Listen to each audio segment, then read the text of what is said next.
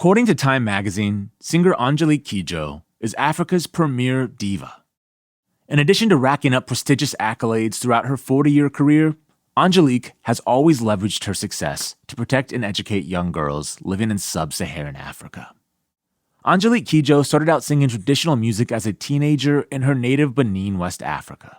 In 1983, she escaped the conflict-riddled Benin for Paris, where she studied music and eventually married a French music producer. Angélique became one of Paris's most popular live performers, and in 1991, she signed her first record deal with Island Records. Angélique has since released 16 albums and won 4 World Music Grammys. Her latest album, Mother Nature, was released in June and features young African musicians like Sampa the Great and Burna Boy.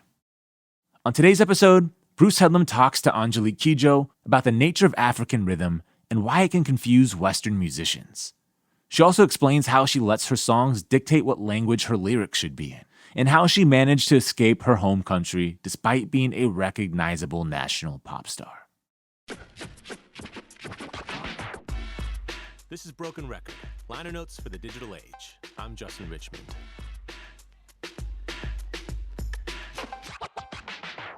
Here's Bruce Headlam with Angélique Kidjo. It is so nice to have you here. Do I need my headphone? No, I don't think so. You don't like headphones?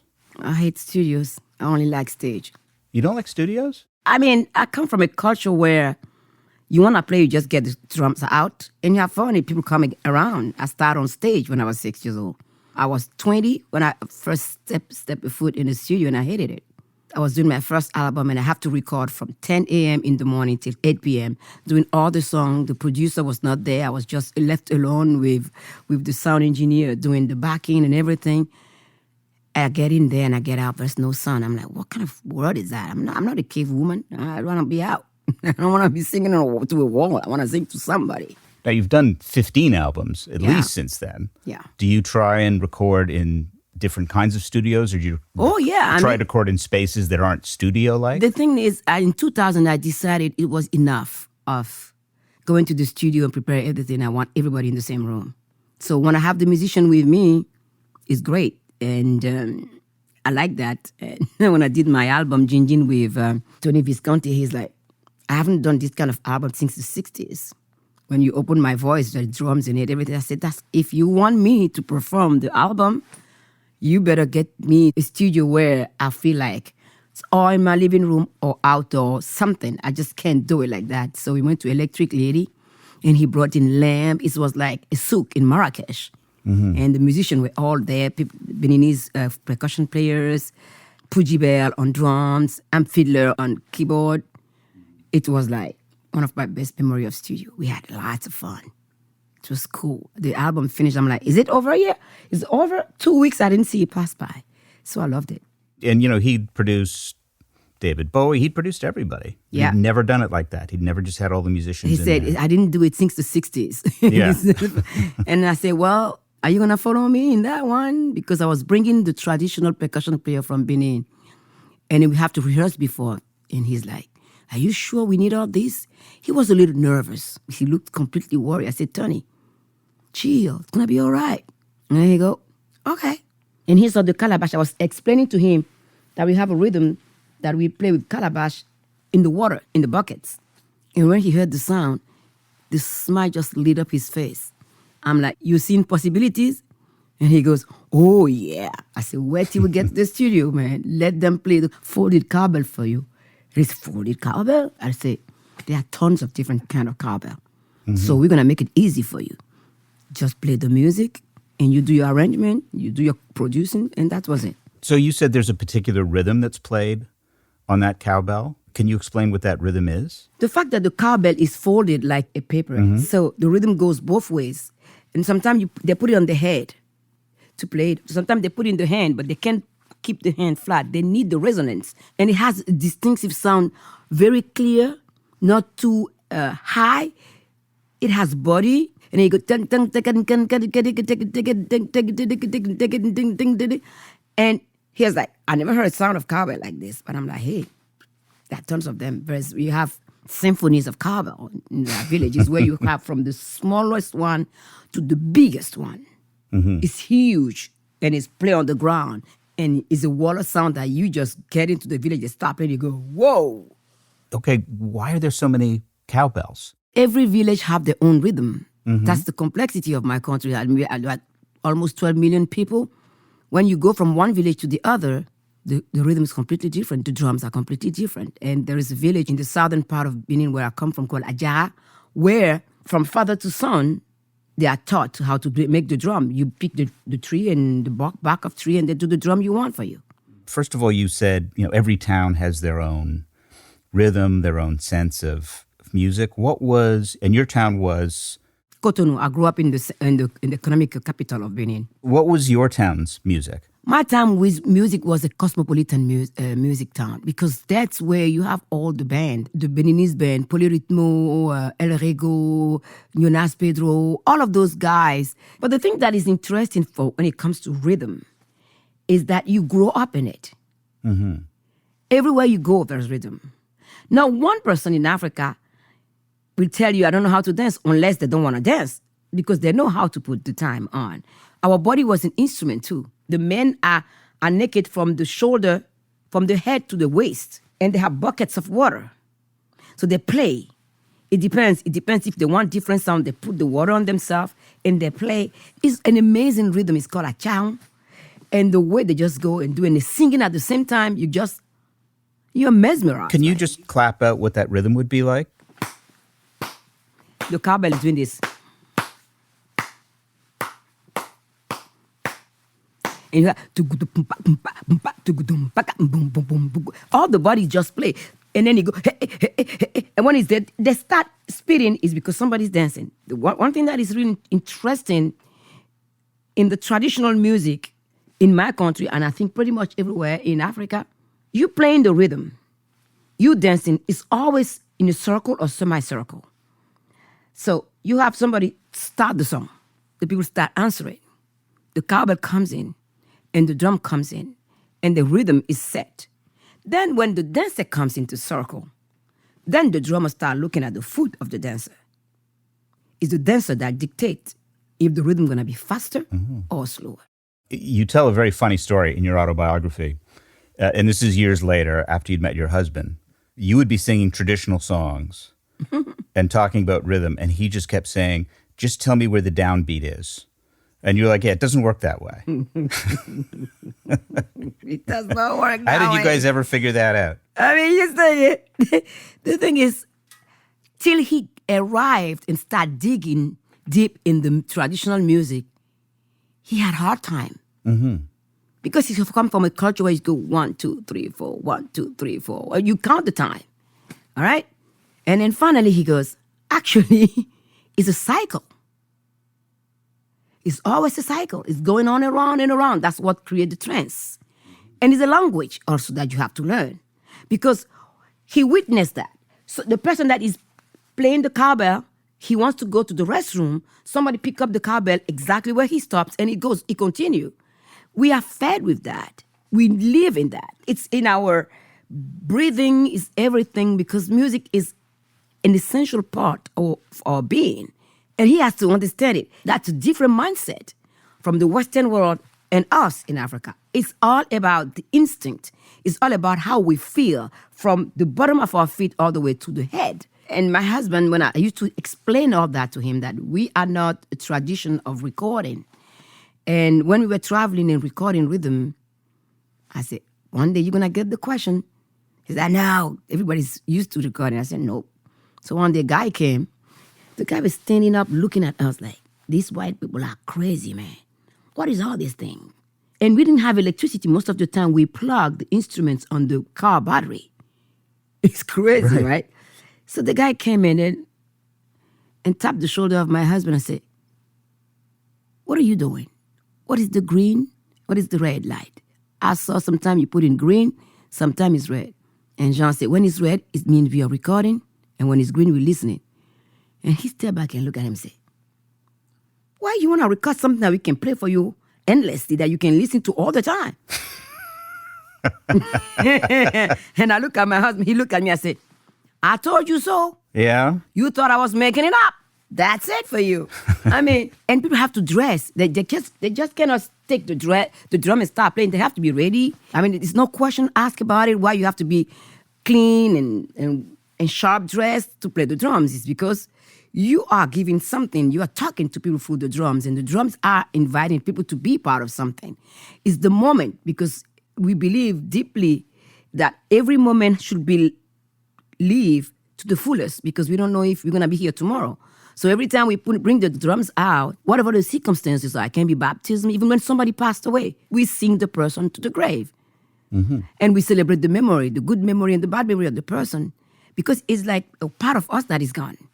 But that part, we're going to keep it, so we're going to celebrate it. When my mom passed away last June, she always used to tell us, the day I die, Angélique, I want you to sing Malaika for me.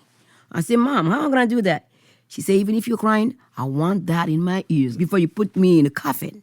So I did, which was really hard for me to do. I couldn't even finish the song. But she really summoned us and said, I don't want anybody to wear black, and I don't want you to be crying. I want you to play music all the time. Play me some funk, some R&B, some hip-hop, all kind of music that she danced to. People were looking at us like, your mom just dying, having fun. You guys are crazy. Some people make a comment saying that I lost my soul because I was dancing. I'm like, that's what my mom wants. We like it or not, as hard as it was for us, her children, we didn't have the choice but to do what she asked us to do. Even though we were all in pain or in tears and crying, we did. Because that's the person my mom is. She's very artistic. She loved theater. She loved music. She taught me how to sing, how to dress. All my stage outfit when I was a little girl, she would go to the extent of finding different fabric, telling me, well, you can't wear your everyday clothes. People wear them all the time. When you're on stage, not only you singing, you are performing. People have to see you in different gowns. We should say your mom ran a theater. Yes. She ran the largest theater in West Africa till today. Mm-hmm. And what was interesting in my upbringing is the fact that my parents, their love of music, for art in general, and their passion also for sport were combined. Because they always said, whatever instrument you play, even if it's your voice, your body needs to be fit. You need to work out to be able to have a healthy life. And me, I was born with asthma, so I started running 15 meters in athletic club in Benin and start swimming. People were telling my parents, you're crazy, you're going to kill your child. And my mom and dad said, no, she has to strengthen her lungs. Step by step, she's going to be able to have a normal life, not being crippled by asthma. My mom and dad also will bring us all kind of music. If the music exists somewhere on this planet, they find it and they bring it. Is it true your dad bought a bunch of instruments because he wanted your brothers to be like the Jackson 5? My father managed to take a loan to buy the instruments. Mm-hmm. And he didn't tell anything to my mom, nor to my brothers. My mom was pissed off. He said, how are you going to pay for this? My dad said, don't worry about that. We'll find a way to pay it off. And while my older brother was a natural musician, he taught himself to play all the instruments. He can play keyboard, guitar, bass, drum, whatever you put in his hand, he will play. And my mom and dad love music, basically. My mom used to play when she was in high school in a band where she played the clarinet and sings too. But the thing is, my father was that kind of person that believed that the world, as big as it is, he can bring part of it to us through music and culture in general. And always urge us to think beyond the door of the house, saying to us, when you get out of here, you are a citizen of this world. And I hope I've given you enough tool for you to live in this diverse world and challenging world we live in. So music was part of that too. Because sometimes he would bring some stuff, weird music sometimes, but when he started bringing classical music, we were like, Dad, what is this? Especially me, I said, that music has no rhythm. I think it was Beethoven. I don't know which one he brought. I'm like, man, Dad, we can't dance on that. Now, how did you discover that you had this powerhouse voice? Because, one of your heroes growing up was Aretha Franklin. You had the Amazing Grace record. She had the church. That's where she found out she could sing like that. How did you find out that you had this booming voice? My father used to say to me, when people ask that question, how come your daughter is singing? My father said, I can't tell you, but I remember when she starts speaking, she would be talking to me singing. I start singing before I start making phrases. Just because I was surrounded by song. There's always ceremony somewhere, and I'll be sitting on the lap of my mom, and I'll be clapping my hand when I was 2 or 3 years old, not understanding anything about anything. And I developed that musical memory, not knowing that I was going to be a singer, because till I make the leap to be a singer, I wanted to be a human rights lawyer or a surgeon. Your country was under a communist dictatorship. And in a strange way, it almost helped you in music at first, because they declared everybody had to have a cooperative, they called it at school. And so you formed a band. We formed a band called The Sphinx. And so we started playing. The thing that was not clear about that, we were making, the head of the high school allowed us to do that because it was imposed by the government. But what does the money go? Because they sell tickets and we were not paid. Where does the money go? So we don't know what the money goes. But we figured out that the head of the school was taking the money to build his house. Nice. And I'm like, okay, enough of this nonsense. I mean, 2 years before I finished high school, I said to myself, enough. I'll do my own stuff and I'll be paid. I don't want to do this anymore. When you were listening to Western albums when you were a kid, because you always had music in the house, you mentioned James Brown you really liked, Curtis Mayfield, I think. Did it sound stilted to you? Did it sound like 1, 2, 3, 4? Did it sound Western? Or did you hear your music in it? Africa is there.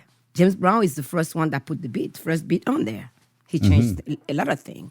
And for me, as an African young little girl, when I first heard James Brown, I'm like, it's not only the rhythm that attracted me to him, is how he plays his voice. He made the English language rhythmic for me. Till then, it was another language like others. And I was not paying that much attention to it in school when I was learning it. And from the moment I start hearing James Brown sing in English, I'm like, I gotta sing like this guy because I love rhythm. You speak and sing in, I think, at least 5 languages. Yes, indeed. Is English a harder language to be rhythmic in? No, it's easy. It's easier than in French. French is much more complicated. The difference is, how can I say this?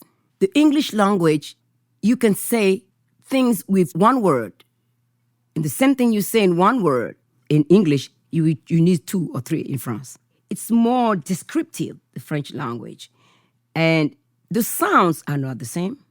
The vowel or consonants are not pronounced the same. How does that compare then? Your father was... Fon. So you spoke that language at home? Yeah. And your mother was... Yoruba and Fon, both. It's absolutely not the same sound at all. How do they compare in terms of singing in those languages? It's different. For example, if you want to say good morning in Yoruba, I say e kaaro. And in Fon, mi fon ganjia. It's a bugugba. Yeah. E kaaro. It's already singing. And Fon is the language of the Amazon, so it's a language of power. Every time I go back to Benin and I start speaking, people turn around and look at me like, you've left this country for how long and you speak this language better than us? I say, because I live in the complexity of this language every time I'm trying to write a song. As you're writing, does it naturally occur to you it fits this language more than the other? Sometimes I'm inspired to sing something in other language. I mean, when I was preparing the album Mother Nature, there's a song on my demo that didn't make it to the album. We were composing it and I was writing it. I said to me, it had to be Portuguese. No other language was fitting into this. So I wrote my stuff and I put in Google Translation and start singing in Portuguese. Then I called my friend and said, is this right? This is what I'm trying to say. So she corrected it and it fits perfectly. So I just follow what comes with the song. I don't know what it's going to be. I don't have any control on my inspiration. And that's something that I realize and I learn hardly. When I'm inspired to do something, I'll record it and I'll put it aside and I try to make something beautiful and fit into it. It doesn't work. And when it hit me that less is more, that's when I realized that the thing that comes first, the thing that bursts out of you, you gotta keep that. You gotta keep it into that integrity of the thing. Otherwise, it doesn't sound right. When did you learn that lesson? Oh, I was writing music since I was 11 years old. I read a verse and I'm like, something not working. I'm trying too hard. It's not what I wanted to say at the beginning. Then I'll go back and say, let me try what I said. And when I'm close to it, then I find my lyrics. And I find my melody and my rhythm too. Because the rhythm is there. In the word, the rhythms are there. Everything comes. If you listen carefully to your inspiration, everything is already laid out for you. And all the rest is just ornament. When you were growing up, you were teased for singing. Oh, boy. It was mainly men who sang and boys? Men and girls. I mean, what was hard was when I arrived in high school. Because, I mean, when I was in primary school, it was girls because of jealousy. Because I was singing, I would tell them, well, last night when I was out singing in the club, this happened. They would look at me, you liar. You, blah, blah, blah. No way you can get. I'm like, okay. So I stopped talking about my concert because they were annoyed and they didn't like it at all. And I didn't have many friends either. And when I arrived, my first year in high school was hell on earth.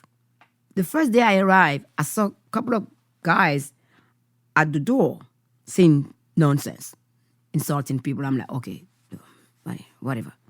And they would say, you don't belong here. You already finished primary school. What the hell are you doing? You should get married and get out of our way. I'm like, really? Don't dare me. I grew up with 7 brothers. The next step was to try to humiliate you. So they will find a stick of wood, and I don't know how they do that. They put mirror in it, and you're walking, they're trying to look under your dress. And that I get mad. And I remember coming back from school and telling my dad, you said not to fight, physical fight, but a couple of boys, I want to just crack the teeth off. My father said, no, you ain't doing that. I didn't teach you violence. My father said, aren't you smart? They think they're smarter than you because they've been to high school before you came in. Outsmart them. Find something they can't understand. Invent a word that means something for you that they don't know. I'm like, gee, that's hard. How am I going to do this? So I came up with the word batonga, which means get off my back. I will do whatever I want to do and whoever I want to be. How did you come up with that word? I don't know. I woke up one day, it was there in my mind. So I go, batonga. And the guys go, is she crazy? What kind of language is that? Oh, she crazy. This one is crazy. She won't last in school. That's how they left me. That became a big song for you? It's your foundation? Yeah, that stays with me because I realized that when you outsmart people in a good way, even if there's no conversation after that, you have escape fight. We underestimate our ability to talk people out of nonsense. And from that moment on, for me, it was obvious that fight, war, all those things is our incapacity to come to an understanding. Everybody want to win. It's not possible. What do I care about what people think about me? They ain't paying my bill. They're not my family. They're not my friend. If you can say whatever you want, I'd give a damn. I learned that because of school. You're pretty fearless about going into countries in Africa. You got it up in front of pretty hostile crowds and talked about genital mutilation of girls and all kinds of issues and slavery and sexual abuse. You don't seem to have any fear about talking about stuff on stage. Well, fear is the beginning of the end of our humanity. I even wrote a song in this new album said, we are our own enemies. Fear works hand in hand with violence and hate. So unless we decide that we are all equal, free and equal as the first article of the Human Rights Declaration, and we are not doing it. There are problems in this world, and lots of them are created by our complacency, our silence to accept that if it profits me, it doesn't profit other people, I'm okay with it. So every time we make the choice of saying, being silent is more comfortable for me, you are putting other people in danger. You allowing people to abuse, to rape, to kill, and to profit from it. Well, if I live in fear, I won't be here today. As a UNICEF Goodwill Ambassador, I've seen so many suffering for children, and that's what makes me mad.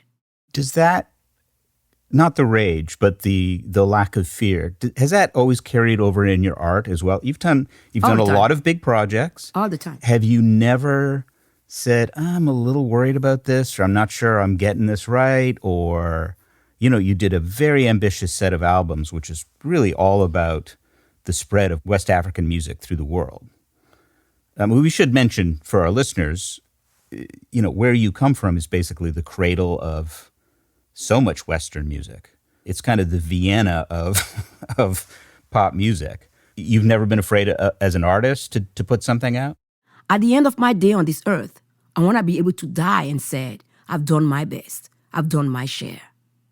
I don't want to die thinking, well, I should have.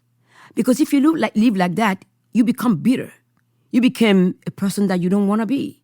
But that's helping other people. Are you as confident? You've written so many songs. You've done so many albums. You don't ever question yourself? You always feel you're giving your best? Always. Especially with my music, there's no lie in it because I can't live with it. My inspiration is what I follow. There's not one song in my repertoire that I won't sing with pleasure today. All of it. Because it's right to say what you have to say. I come from a culture of orality, where the story of my ancestor, the story of slavery have been taught to me by elderly people. And it's different from anything you can read in a book.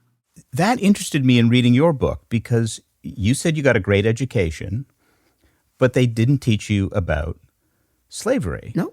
And you learned about slavery when your brother brought home a Jimi Hendrix album. Can you tell me that story? What was interesting on that album is two things. There are two things. The snake above his head. I've never seen snake on any album that much, right? And the afro. For me, those two things, you gotta be African, especially from Benin, because we worship the python in my family, and I'm scared of it, so I don't like snake. But then I see my brother my brother was born with no hair, and he never had any hair. He would wear a long tunic, and we put an Afro wig on every time he put that album on. And I went to him, I said, wait, I was 9. I said, explain to me, do you need an Afro wig to play the guitar of this guy? And by the way, he's African, right? And then he goes, well, he's African-American. I said, are you trying to pull my leg because I'm 9 years old? You think I'm stupid enough not to understand? You can't be African and American at the same time. It's two different continents. I know that for so far. And then he was like, well, if I start answering you, I'm not going to practice my guitar, right? So go ask a grandma. So the only grandma I can put my hand on was my mom's mother. And she started telling me the story of slavery. And I look at her, I'm like, she's having a dementia, man. This is not right. She's losing her mind. Because my mom and dad, we always say to us before we leave the house, a human being is not a matter of color. Don't come back here and tell us you failed because you're black. And I was just like, I grew up with that. So I brush it off. I'm like, yeah, well, I guess nobody's going to tell me anything about slavery. Then I turned 15 and I learned about apartheid in South Africa. It's just like I was hit by a fast train. Boom! And I just lost it. And did you learn about that in school? No! No, they didn't teach slavery. It on TV. They didn't teach apartheid. No, I just saw it. I just saw Winnie Mandela talking about Nelson Mandela. And I lost it literally. And I turn around and see my mom.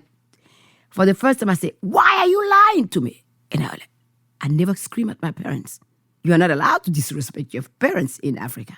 And I smashed the door, walk into my room, start screaming, "Liar!" I was mad and afraid at the same time, because suddenly I realized that being black can be a death sentence for me because what is going on in South Africa. And then slavery come to my head. I'm like, Jesus. And I start panicking. Then I wrote a song, and my first draft was so hateful. I'm going out there and kill everybody that is against black people. And my father said, my father listened to my song and go, are you serious? Did I teach you hate in this house? Didn't I tell you that there's never going to be hate and violence allowed here? There's no platform for this, no outlet. If you want to sing and you want to be an artist, you better think again. I said, what you mean? he said to me, I understand you're mad, you're afraid, everything. But that reaction that you have is not from the smart girl that I know. You better think about it again. You can write about this situation, but you have to write in a way that go toward solution. My father said, you can't fight everybody on this planet. You don't have the power to. As an artist, as you're told, because they told me that the traditional musicians say, it's a gift. And that gift, you use it to bring people together. So how do you do that? So I went back and rewrote the song, and it became an anthem for peace. And then he said, do you feel better now? I said, yes, Dad. He said, as long as you understand the purpose of what you're doing and why you're doing it, and you understand that you are in a position where you hold keys to open doors that are closed, that have been closed forever, through your voice, through what you write, then you can be an artist, a full artist that will go into the world and work with everybody. It stays with me. When you learned about South Africa, was that when you started listening to another one of your heroes? I was listening to her without knowing anything about it. You didn't know, this is Miriam Makeba. Yeah, Makeba. when I started listening to Miriam Makeba, I was little. The first song of Miriam Makeba that I sang, I was 8 years old. And it was the retreat song that my mom and some of her friends have chosen to march in the street asking for women's rights to vote, to no more arranged marriage, their body belongs to them. All those things we're talking about, they were talking about it at that time in 1968. My mom said, come on. Her friend said, we can't sing. You're the only one. They tell my mom, you're the only one that can sing. We sing like, it's bad. Bring your little girl. She sings good. We're going to put her in the front and she can sing and then we can follow. So I started singing that song that they use the music and they put the words of the demands in fun. So I was singing that. I like it because I was under the supervision of my mom. I was not doing my homework and I was like having fun. And I didn't even know what the powerful message that I was singing at 8. I was there among all those people singing, but never thought of South Africa because it's not told. TV came to Benin very late, early 80s. So none of those information comes in. My father will listen to the news on the radio. It's a different thing than seeing images. You hear from far and you don't pay attention to it. Because when he's listening to the news in the morning, I'm running to get ready to go to school, so I don't pay attention to what he's listening to. And it's really take its toll on me. How do we manage to convince ourselves through our centuries that harming another person and profiting from it is good? We haven't dealt with the scope of the damages of slavery. It doesn't matter which skin color you have because we still live in the trauma of it today. And was politics eventually that made you have to leave your country? You know, one of the things that interested me so much on this new album is how many young artists you work with. And established artists too. You know, you've got Burna Boy on this, Sampa the Great, and different artists. They no longer have to leave Africa. But you did in order to pursue your art and do what you wanted to do. But they have the technology to stay. I didn't have that at that time. You said your family couldn't talk politics anymore, that there was self-censorship and there was fear. Well, the thing is today, when I listen to people talking about dictatorship, I look at them and I tell myself, you don't even understand what it is. You don't know what it is. Mm-hmm. Well, what was it for you? Living in a home that become a jail cell, where you don't trust anybody that walked in, and you always have to look over your shoulder when I call your dad, instead of calling him comrade. He's my dad. Somebody come in and you calling your father dad, you can end up in jail. I mean, people crazy, man. You used to get out of your house to do whatever you want to do. You can't take your car and go anywhere anymore. Somebody can come anytime in your house and check you out. They might not like something you say, where you put something, you end up in jail. And sometimes people disappear. And how did you get out when you left? I mean, it took a year for my parents to organize me leaving. Because you don't trust anybody. So you gotta really be careful. No one knew I was leaving. My mom and dad were witness at a wedding of one of our cousins, and they lived not far from the airport. So we make sure that everybody in the street where I grew up knew about that wedding, that we were gonna go. to that wedding. We played the game like that. I dressed like I was going to the party while in the car. My father put the car home. In the trunk, I put all my stuff.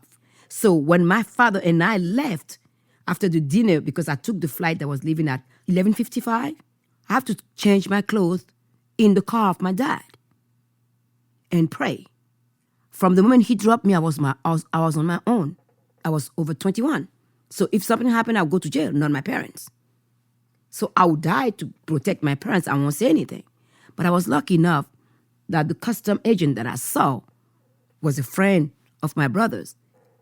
And he just asked me to just run, and I ran. That's how I left my country.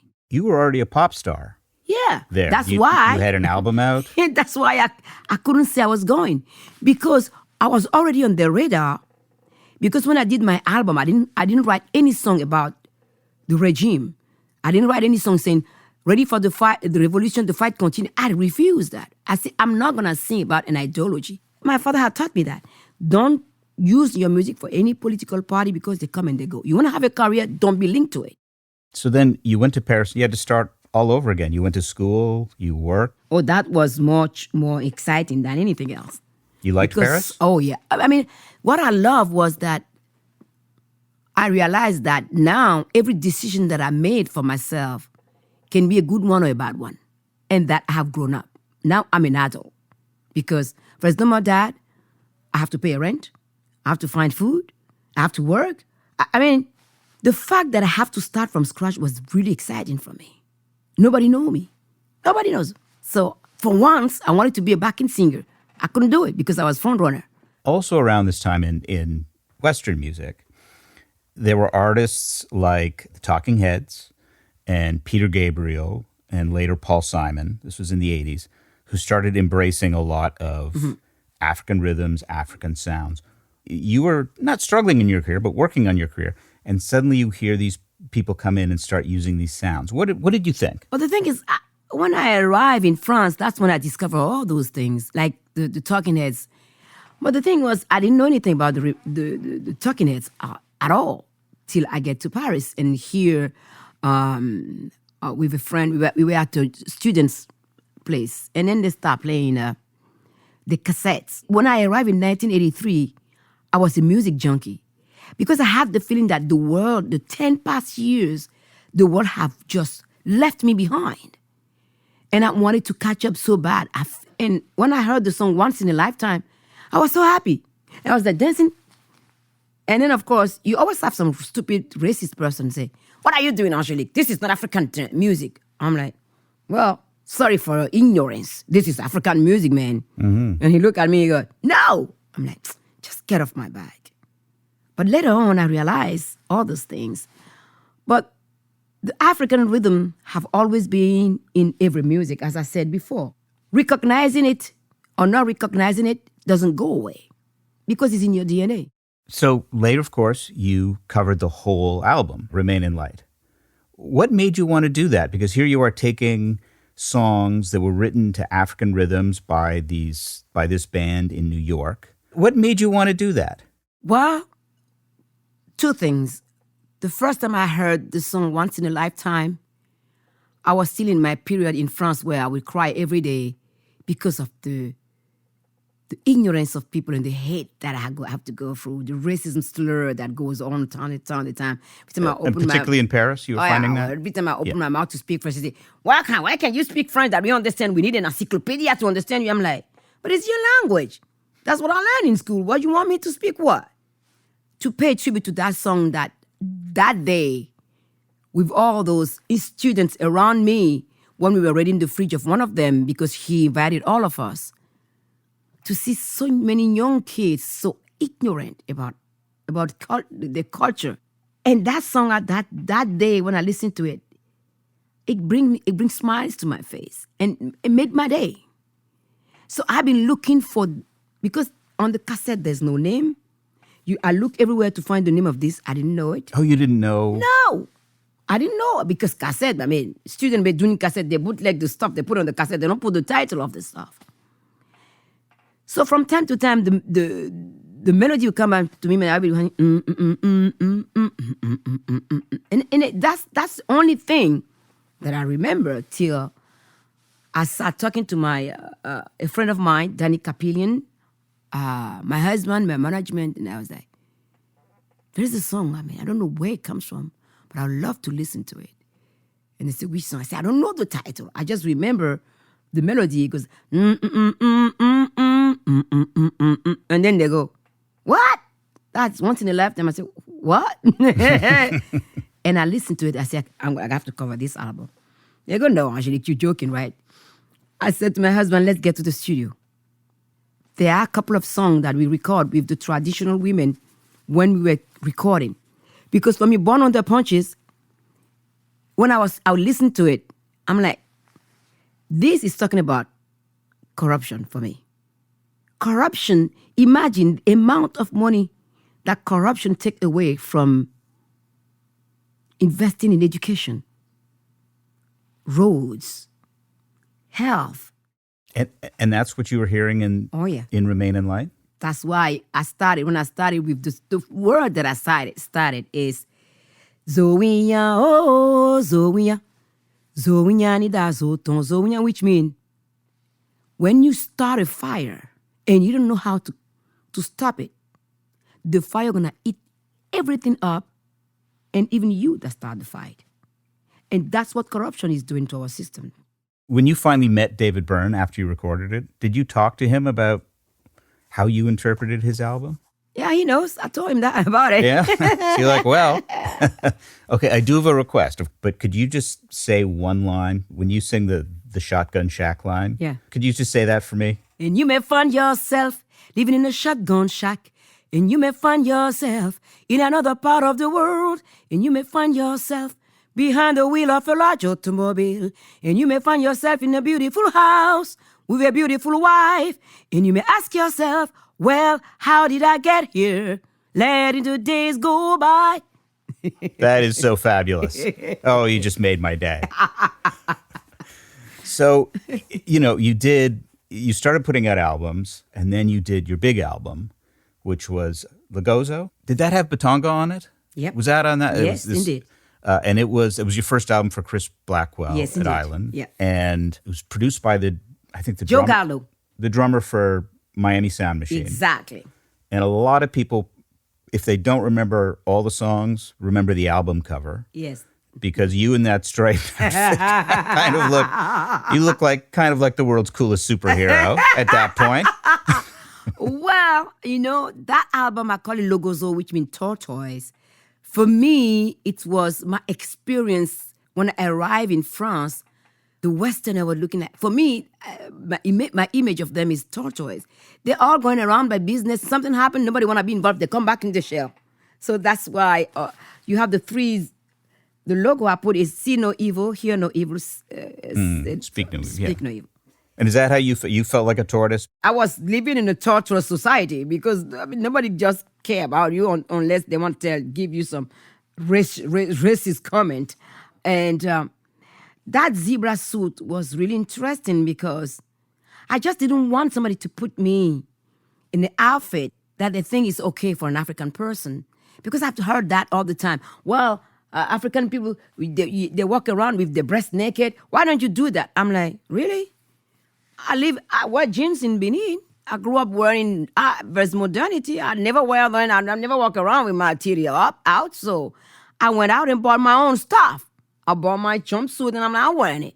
You don't like it or not, that's the way it's gonna go, man. And you became friends with Miriam Makeba later. Yeah. She did not like the phrase, she didn't like the box she was put in, which was world music. Now, you have won a lot of World Music Grammys. Do you feel it just puts you in a kind of disadvantage? Yeah, the thing is, when we're talking about music in general, and we call music pop, this and that, and we just forgot that the blues will not exist without the slaves here. And from the blues, how many forms of music come from the blues? Tell me. All of it. So why should African artists, let alone other artists that are not speaking English or French or Portuguese or whatever it is, have to have a category that is kind of a ghetto category? I mean, we want we want everybody to be music to be telling the truth or not. Because when it comes to music, there's no genre for me. As long as you can speak the music language, it doesn't matter what you do as a music. We are the one that put category on music. So we like to divide things. We like to put things in category to be able to live with ourselves because we don't want to even face our own complexity. A human being is not simple. In your autobiography, you talk about this. It is so fascinating that the music you grew up with, which was voice and rhythm, was split up by slavery. Yep. Which is why the blues came out of North America because American slavers, they took away the drums. Yes, indeed. The ignorance make them believe that with the drum, from cotton field to cotton field, the slaves can come quicker when they can speak through the drum. Because for a long time, drums has been the medium that was used by the king to rally the people. What interested me musically is, of course, what happened with the blues is it's a West African scale. Yeah, absolutely. It's a five notes or six? Five. 5 note scale. And when you were first, you met your husband, Jean, in Paris. In the jazz school. In the jazz school. You started working together. You were singing traditional songs, traditional melody lines, and he was sitting at the piano trying to sort of figure out how to put harmonies underneath it. Yeah. What was that exercise like? It was great because we come up with our own harmonization that is kind of a little weird. Because I will harmonize and then he go, I didn't hear that. And then he go, can you put it here like this? I'm like, yeah, let's try. And I was never shy to try anything as long as it served the song. So it was easy. I would say easy because he knows the blues. He was in a jazz school. He has a master's degree in philosophy, but he has listened to a lot of blues. It was easy for us to start a communication and a musical language from that blues, actually, that comes. I mean, there are songs in my village, in my family, when they start singing it, you just want to cry your heart out. Can you just give me one of those melodies? Ooh, there's one of them that I really that really touches me is this one.